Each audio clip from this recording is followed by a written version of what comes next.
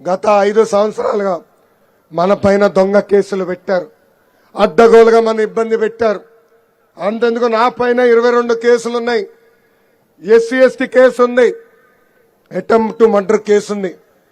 కానీ వైకాపా నాయకులు చెప్పా నేను తగ్గేదే లేదని. చంద్రబాబు నాయుడు గారి పైన దొంగ కేసు పెట్టి 53 రోజులు జైలుకు పంపించారు. ఆయన బయటకు వచ్చి మీడియాలో అడిగితే ఆయన ఒకే ఒక మాట చెప్పారు, భయం మా బయటలోనే లేదు బ్రదర్.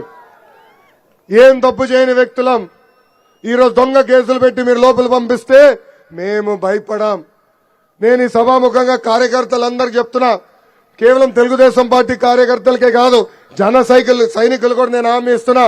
ఏ అధికారులైతే, ఏ వైకాపా నాయకులైతే చట్టాన్ని ఉల్లంఘించి మన పైన కేసులు పెట్టారో వాళ్ళందరి పేర్లు నేను ఎర్ర బుక్ లో రాసుకున్నాను. దీనికి ఒక కారణం ఉంది. ఒకవేళ ఈ పుస్తకం లేకపోతే ఎవరో ఒకరిని ఎత్తుక్కుని మళ్ళీ పోస్టింగ్ల కోసం ఈ అధికారులు వస్తారు. వాళ్ళు వచ్చినప్పుడు ఈ బుక్ తెరిచి చూస్తా వాళ్ళ పేరు ఉందా లేదా అని. నేను ఎవరిని వదిలిపెట్టాను.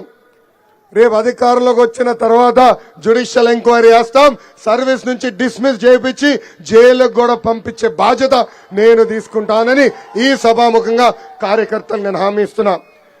విశ్వవిఖ్యాత నట సార్వభౌమ స్వర్గీయ నందమూరి తారక రామారావు గారు మన దేవుడు, చంద్రబాబు నాయుడు గారు మన రాముడు. కానీ ఈ లోకేష్ వైకాపా నాయకులకి మూర్ఖుడు.